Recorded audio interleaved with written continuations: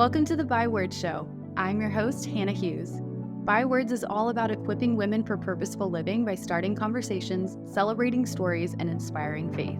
In a world that applauds the hustle, I'm here to help you break free from the lies and come back to what really matters. It's time to get real, get rooted in truth, and come alive in relationship with Jesus so you can show up to each day with intention and confidence no matter where you're at in your story. Here we believe that embracing our stories brings hope, healing, and purpose to the process, and sharing our stories helps others do the same. Whether you're looking for a midweek faith refresh, practical tools for pursuing your dreams, or just need some good old-fashioned girl talk, you're in the right place. Grab your latte and let's dive in.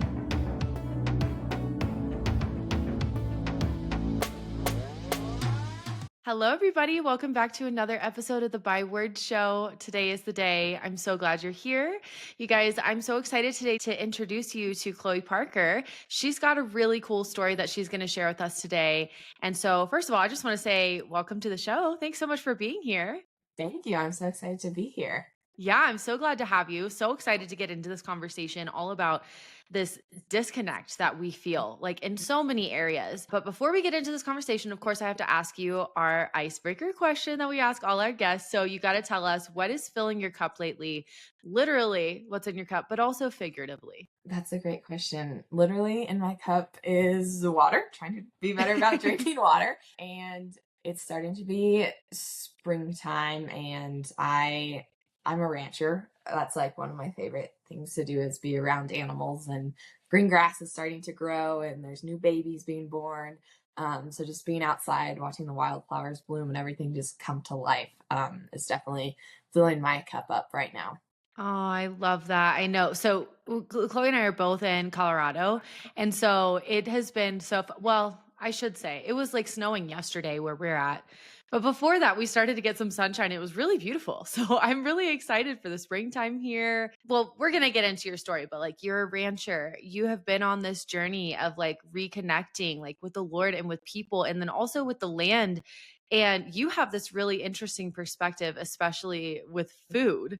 And so, why don't you just take us to the beginning and share your story, what you kind of learned along the way, and how you got to where you are? And I mean, you've released this book now, or you're about to, right? This new book, Connected Yeah. Cowgirl. So, just tell us all the things. Okay. Yeah. So my family has been around like cattle and ranching literally my entire life. My parents started a meat company called Parker Pastures that I actually currently am the CEO of. So I've just been around cattle, around sheep, and just like close to the land my entire life, which is also like kind of where I felt God the strongest. So I kind of grew up that way. But then around like 15, 16, I just felt so disconnected from that, even though my life revolved around ranching. And my parents like grew up Christian, but I never had my own relationship with the Lord. And so like kind of 15, 16, like suffered from really bad anxiety, depression. And it really just got to the point where it was like absolute rock bottom. And it was like at that moment of just like, I don't know if I want to keep living. And I just remember that moment. It was so dark and I didn't know what to do or how to handle it. And I was just standing on this hill and just being like, God, I don't even know if I believe in God. I don't even know if there's a purpose to life. And there was this female deer and her two fawns, her two babies. And I was just on this hill and I looked down and they just went right across my eyesight. And it was like a lightning bolt hit me and it like snapped me out of just like darkness that I was in. And I was like, oh, I think I believe in God. And I think there's something about this. It took me like a while to like put all the pieces together, but it was like this connection. There was God in that moment. There was animals, there was the land. And I just like broke down. And so that was kind of the moment, which was actually May 25th, 2019. And now my book is coming out this May 25th. And since then, I've just been on a personal journey of like, okay, what is connection to the land, to the animals? Where does my food come from? And like, even though I've been in ranching and all of these things, it was just like this journey back. And there's just so many things when I look at the world of like, we have our phones and our devices and everyone's like, we live in this connected time, but we also live in the most lonely generation. And it just feels like there's something missing. And I know I just felt like something was missing. Like, I don't know. And so it was really just like okay, I want to have a relationship with God first and foremost, and then I want to like be on the land and be around animals or wildlife or watch a sunset. And then fast forward a couple more years, I was around like 18, 19, and my mom was diagnosed with cancer. And so that was a whole other journey of like, okay, so I thought she was healthy and I thought we were doing all of the right things. And it was just like this whole other journey of, okay, what is in our food system? What are we actually eating? Why are we getting so sick? Why is every six, I think it was like every 6 out of 10 American have a chronic illness? Like, what is going on? Why are we spraying 1 billion pounds of pesticides in America across our food system, when that's been linked to hormone imbalance and cancer and all of these things? Yeah, it's just been this whole journey that God's just orchestrated, with this idea of like connection and disconnection. And for me, I've always felt most connected when I'm ranching or on the land, or just that deep connection of like, I know where this meat came from, and I can see the wildflowers blooming right now. And so, yeah, just kind of out of that whole story came this book, which is Connected Cowgirl. And I mean, the precipice is definitely founded on ranching because that's what I know and love. But there's a lot of other things in here. And I don't know, I just see a lot of things in the world where I'm like, oh, we are just so disconnected. And I think we just have to like open that ranch gate again and come back to what is real. So yeah, that's the short synopsis. Ah, I love that. And there's just so much in there. Even though your experience is really specific to ranching, like I don't know a single human being who hasn't, I mean, especially American Christian, who hasn't felt the anxiety you've touched on and this chaotic overwhelm of the life that we're living right now, like this very fast paced hustle culture life. We have our jobs and motherhood and passions and social media and the news and all of these voices and all these things, all these plates that we're trying to keep spinning. And then at the end of the day, we're like, I'm so lonely. I'm so tired. I'm anxious. I feel like I've just been running around this whole day and like, what have I actually done? Not really feeling connected to God, to our community, to our families, to the world that we're living in. And so it's just such a needed conversation. Like we're in such a hurry in this life. And so coming back to this root of connection, that missing piece you mentioned, it's like, it's right here. And we have access to it, especially like with the Lord. Like He's given us so much access to the rest that we crave and the connection that we crave. But we've just started to like fill and reach for all these other things. And now we're living in this world that's just crazy, chaotic, overwhelming, anxiety inducing. And what do we do? So I would love to hear from you. Like, talk to us about this connection problem. Like, I know you mentioned specifically our phones, social media, things like that. But what do you think are some of these main things that have gotten in the way of us experiencing that connection we were made for? Like, whether it's to our communities, God, you guys who are listening know that I'm very like, it's a holistic approach of spirit, soul, and body. It's all connected. For you, what have you seen? Like, what are these things that are disconnecting us from the connection we were designed for?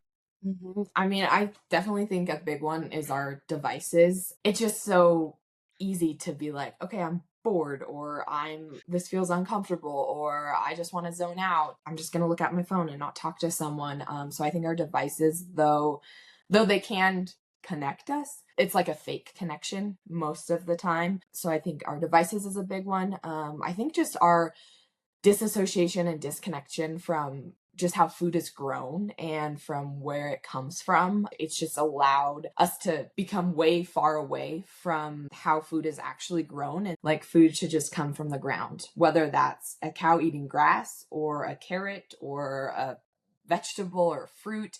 But now we've just made it all this processed food because we've just gotten so far away from just the ranch or the farm. I know for me, I experienced it of just like, oh, I'm fine, I'm good. And just kind of like, you just like go through the motions, like, okay, maybe this is just how life is supposed to be, instead of going like really deep and diving into like, how am I really? Like, how is my heart really? Like, that's one of my favorite questions to ask people around me is like, how is your heart? Not how are you? Because everyone just puts a sticker on that of like, oh, I'm good. Slowing down and just like what you talked about of just like this hustle, hustle, grind, grind, where it's like, no, but life's meant to be lived, not raced. And so I think that's one, the slowing down, the being present, just like returning back to what is real.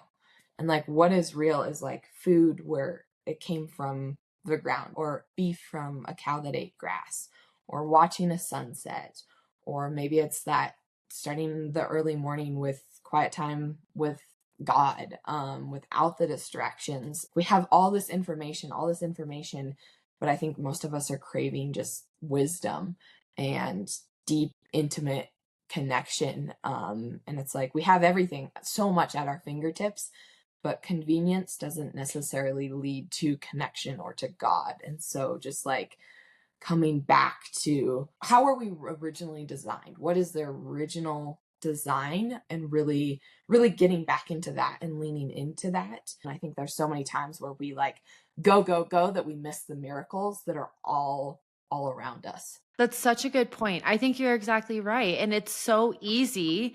And I love how you mentioned as well, like the convenience that the world is telling us will solve all of our problems. And like, oh, we just need a quick fix. Oh, you just need another pill. Oh, you just need this, and this to be healthy, happy, successful. That may put a band aid on it. But if we're not really getting to the root issue of what's going on here, like we're never really going to reconnect the way that we are designed to.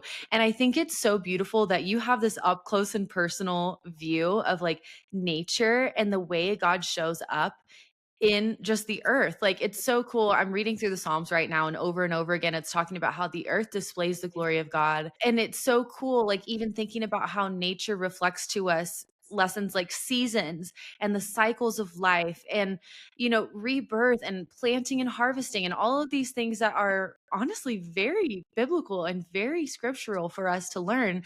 And it's so interesting. So many of us have gotten farther and farther away from witnessing that in nature. Like how often do those of us who live in a city just go out and watch the sunset or just get still in nature for a while? And like the reconnection you feel just from being outside can do wonders. It's amazing. I love that this is your story and like the illustration that you use and that's close to you, because I know in my own life I've seen how connected spirit, soul, and body are.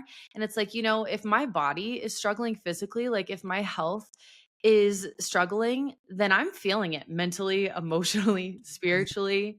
And if I'm struggling, spiritually, like that affects my mental health. It affects my relationships. Like there's no piece of this that's disconnected. All of that to say, I would love to know from your experience the things that have helped you get reconnected. And then from there, specifically, like how has being in nature so much, and especially seeing so much of like the health industry piece of this, impacted even your faith, and then how we get reconnected to our body, to the Lord, things like that, if that makes sense. I know that's like a really loaded question. I just want to No, ask you all the things. the first thing is connection to God, because it's like I think it's very easy to, it's like take this pill or do this health thing or listen to this self-help podcast, and like you said, like we can put a band-aid on that, but it's like we're all like we all have that heart, God-shaped hole in our heart. I can talk all about like how great I love being around cattle or the land or making dinner, where it's like I can tell you every item of food where it came from, but it's like that deep, that root and the foundation has to be the Lord, and that's its own process, that's its own journey, and just like putting that first. Like we can't outsource that. There's always going to be something that we're going to hit, some roadblock, some pain that does not get a, if we're trying to outsource God, or we're trying to put something else as God. For me, I feel very close to God when I'm outside, whether that is taking a walk or maybe that's like having a conversation like we're having right now. Like I can see God in those little moments of connection, but that has to be the foundation. And so that's something that I've just like learned. And even as I look across other friends or other people where I'm like, they don't have that deep intimacy with the Lord, it's like no matter what you do, no matter what, it's like you can eat all the healthy things, you can do all of the things, but there's going to be that deep ache of like fulfillment, purpose. Is there something bigger than myself that is a starting point. Second, I think starting with like where your food is coming from is huge because like our food makes up the atoms of our body, which gives us energy. Super simple is like start with meat. Like, where's your meat coming from? Go to a local ranch or go. You can even order online, but just like getting high quality meat, and just like starting there with just like what are you putting in your body, because most of us are like, I'm totally guilty of it too, of just like quick convenient processed food, but it's like that is not how we're designed, and that's taking us away from how food was created. So like, where's your food come from? That's like a super easy simple one. Another one that I kind of like to do or recommend is like phone down to watch a sunset, of just like really being present, of like maybe you are watching a sunset, or maybe there's some geese flying overhead, or maybe you're taking your pet on a walk, and it's like we could listen to this music or this podcast or this thing, but like just being fully present, like phone down, or even having a conversation where it's like your phone is not right next to you or it's in the other room. And I think it's such a personal journey for everyone. Everyone's is going to look different. But those are some like great ways to start to just be like, okay, slowing down, getting back to just like things that are real, getting back to like putting the relationship with the creator first, and then going from there. I know you had a second part of that question, but I can't remember what it was. Oh, that's okay. I asked you like 500 questions in one.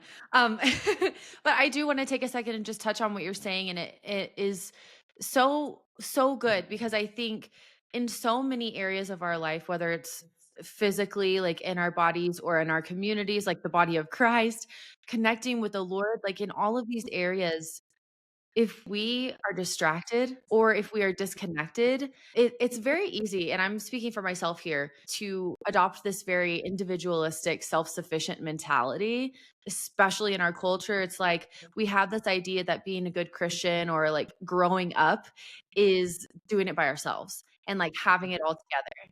But when I think about my own faith journey and like the connection God really designed us for is like this neediness that was built into us as part of his divine design, and like our limitedness and our need for connection isn't something that we should try to overcome or like work out of our system. You know what I mean? Like God knew that we needed him, that we need people, that we even need sleep and food to fuel our bodies so that we can continually, like that daily bread mentality, like we can't just connect on a Sunday morning and then think we're gonna be good and stay connected the rest of the week, you know? And so it's like every meal, every conversation, every prayer, like it's this continual journey of staying connected. And so I think it's great that you said it is such a different journey for everyone, because I'm a person that would love the formula. I'm like, tell me steps 1 through 10 of how I can get this right.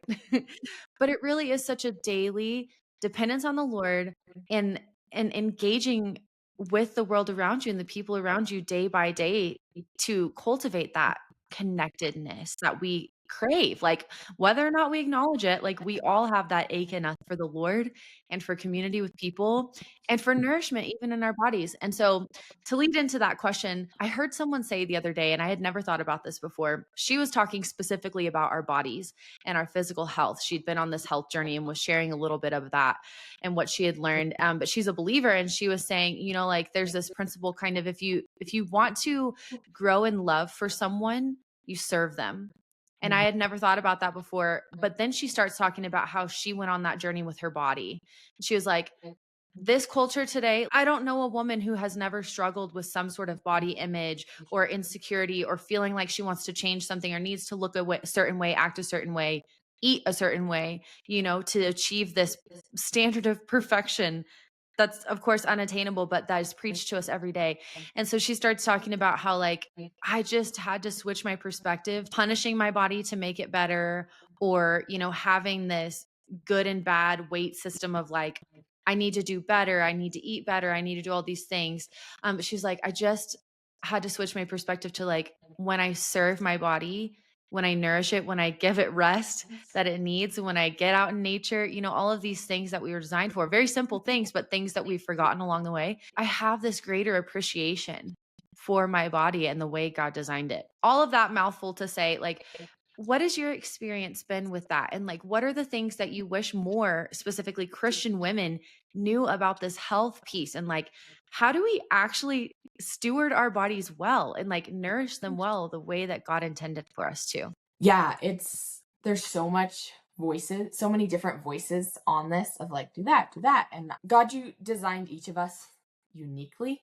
And you can't just like slap something on it and be like, okay, and here's the solution for all of you. Like, you need to just take all this pill or you just need to do this. And Right. like, no, we're all uniquely designed. Something that the Lord just like really revealed to me in this whole like writing process and about to publish this book of like, return back to what's real. That looks like so many different things. Like, sometimes that might be returning back to like conversations where it is like this, or in person, where it's not over text, it's not over like liking someone's Instagram post, like returning back Yeah. to real connection. Or for food, it's like returning back to like real food. There's so many studies and there's so many experts, but the research points to processed food, junk food, is not healthy for us because it's not how we were designed. And it's also like it just takes out the realness and the nutrition from food. It like literally makes food go from life. Like, a big example in America is we grow a ton of corn, the state of California in corn. And so we take this corn, which is something that is real and like a plant that God did design. And then we take that corn and we either feed it to cattle, which are not designed to eat corn, they're ruminants, they need grass, or we turn it into corn syrup, or we have all these corn products, and we just take it out of that original design, and then we wonder why we are all so sick because we are operating outside of the original design and what is real. Honestly, it's like getting back to just like real whole foods.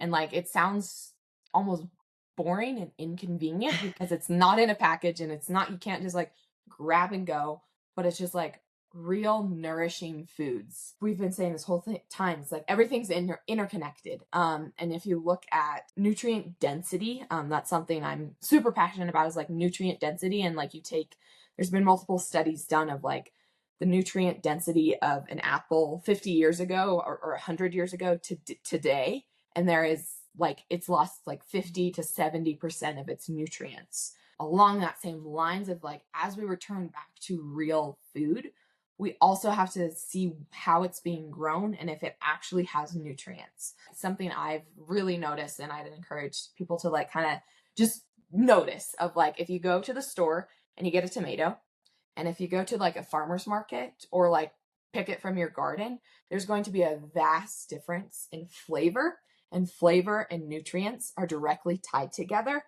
And so Mm. like, usually a store-bought tomato is kind of going to taste like cardboard versus like something from a farm, something that is like just grown right there, is going to be full of flavor. Like, you're just going to taste, it's just going to taste like a tomato. How is this food being grown? Is there chemicals being sprayed on it? Is the soil like actually healthy and thriving? It's another like journey of just like starting to ask those deeper questions. But for like simple, easy things to do, like I kind of said earlier, like meat is a super easy one. Because the thing about meat, especially beef, it's one of the most nutritious foods on the planet, especially grass fed and grass finished. And it's also bioavailable, like up to 90%. So you can actually absorb, your body can actually absorb up to 90% of the nutrients, which is crazy because like spinach, I think it's like 2 to 10% of the nutrients you can absorb, or even Wow. vitamins, it's a very low percentage. And so even though like high quality meat is going to be, it's an investment for your health, and like view it as an investment, not a cost, but that's, your body's going to absorb all of those nutrients. And that's just like a quick way to like, easy way to get nutrients in your body, return back to what is real. I just feel like we overcomplicate things as humans of like, let's just get back to real food. Just start there. And it's like crazy the difference that can occur when it's just like real food. Oh, for sure. Like, which it sounds so simple, but it's like, man, we've gotten so far from that that it's normal to eat like a packaged meal grab and go because it's convenient. Like we're so busy. Like again, it's all connected. We're so busy that we don't even think about taking the time to notice the ingredients in the food we're eating, what we're putting in our bodies, how it's affecting us. Like when we start to feel bad, most of us aren't thinking like, oh, I wonder what I've been eating. Like, is my body getting the right nutrients? It's like, oh man, I should probably take some Tylenol or something, and just we want to fix the symptoms without getting to the root. And that's in all areas of life, whether it's like in community with people, in relationship with God, we want a quick fix because we think that's going to be an easy, convenient thing to just like fast track and allow us to keep going forward. But could you give us like a quick health class lesson? Like for someone who maybe this is new, where they're like, okay, I keep hearing about this. I hear people talking about getting back to what's real and like being more mindful of the food I'm eating, the things I'm buying. Where in the world do I start with this? And like, what are the things we need to be looking for when we're choosing foods that are higher in nutrients for our body, like the better choices to nourish our bodies well? Well, first I'm going to start with the dirty secrets that most people may not know, but we're going to talk about meat. So if you go into the grocery store, you'll see all of the different selections of meat, and there's going to be all these different labels. There'll be grass-fed, there'll be raised in the USA. There's just going to be all of these labels. So let's kind of break it down. So first, meat in the store, most of it, you'll notice is raw, and it's usually pretty bright red. That's because most of it is packaged with modified atmospheric packaging, which is carbon monoxide and a few other gases that will keep it that bright red color. So it's like, you don't know how long it's been there, but it looks bright red, so it looks fresh. So we have that first. Then the labels, most labels are actually, there's pretty much a workaround any label. For example, if you take the grass-fed, which like grass-fed, there's starting to be a lot more like trends of like eat grass-fed. Problem is the grass-fed label just means the cattle ate grass some point in their life, which at the end of their life is super important, because even if cattle eat grain for the last 90 to 120 days of their life, which most do, it completely screws up the omega-6 omega-3 ratio, making it like 20-1, which we want it to be more like 1-1.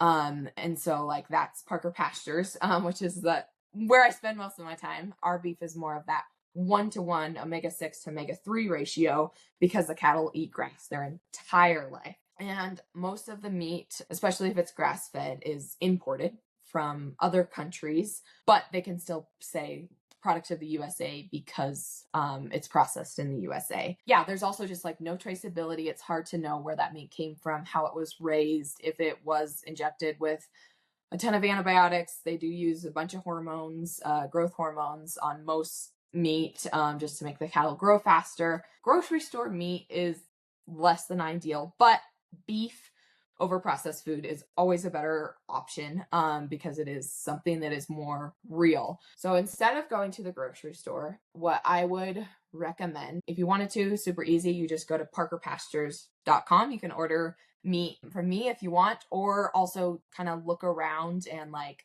Google like grass-fed, grass-finished. You want it to be grass-fed and grass-finished. So that means cattle spend their entire life on pasture eating grass. And see if there's like a local farm or ranch near you. And usually you can either like pick up right from them, or for us, we ship nationwide, but it can be super easy. And I'll give you a little rancher's secret, which is it is a different paradigm, but if you buy meat in bulk, maybe that's a quarter, half, or whole cow, which is a lot of meat, and like definitely need an extra freezer. But you're going to get the best price per pound, and you'll get a wide variety of a lot of different meat. You can also like split it with friends and family, if you don't want to like have all of that meat on hand. But yeah, like meat is a great, like there's a lot of dirty secrets with it, and there can be a lot of disgustingness, but it's also like, it's a great alternative to just switch first. And honestly, it's like once you start going down this rabbit hole, you'll discover that like our food system is actually very corrupt and very broken. So the simplest, easiest thing, and not all of the time, but most of the time, if you're sourcing directly from a farm or ranch and you can like shake the hand that feeds you, usually that's going to be more nutritious, more just healthy. As far as like health stuff, and just like overall health, I would just encourage you to start doing your research, because there is a lot of things in our food system where it's like, this is why is that way? Why do we have all these chemicals? Why does 60% of our diet come from processed foods? It's just this very vicious, broken cycle. But there is a way to have just nutrient dense food. And it's like, okay, where's your meat coming from? How do you change out processed foods for things that are actually healthy? Of like, okay, maybe it's a smoothie with some fruit, and you do that as something quick and easy. Or my hack is I eat a ton of ground beef because it's quick and easy to cook up. You can make a ton of different meals. I get being busy and all of the things, but there's also ways to just like do it in a way that you do slow down, but it's also fits into maybe there is a lot going on that you can still do that. So it's like smoothies are good ones, or like a quick salad, or ground beef, or like crockpot meals. And so there's like all these different ways to eat healthy and return back to like that real food. Yeah, I love that. It's such a, I mean, it's almost convicting to me, honestly, like hearing, this whole conversation of, it may not be the convenient thing. It may not be the thing that takes the least amount of time, but are we willing to like slow down enough to do the work that is needed to take care of our bodies and our families and our community and nurture our relationship with the Lord? Like sometimes these things, I mean, a lot of the time, most of the time, they are inconvenient. But those things, when we are willing to slow down enough to prioritize them, make the biggest impact. Like it's crazy to me how I've seen in my own life where I'm like, oh, I'm too busy for that. I don't have time to exercise, to get outside, to, be in community with people. And then as soon as I do, I'm like, whoa, I needed that. I Mm. didn't realize how much of a deficit I was in because I thought like, oh, I'll get to it when I have time. But really, if we can prioritize those things, it makes everything else we do way more efficient, way more effective, way more connected. And so I love this conversation. I think it's one that's very much needed today in our culture. So before we go, I would love to know, are there any other tips, advice, encouragement you want to leave with our listeners just about how we can start getting reconnected to the things that really matter starting today? Yeah. I know that I threw out a lot of things. And like I said, it's like everyone's personal journey, but I would just start with just today, even if it's like 5 minutes of just like sitting and asking yourself, how is your heart? Like, how am I really?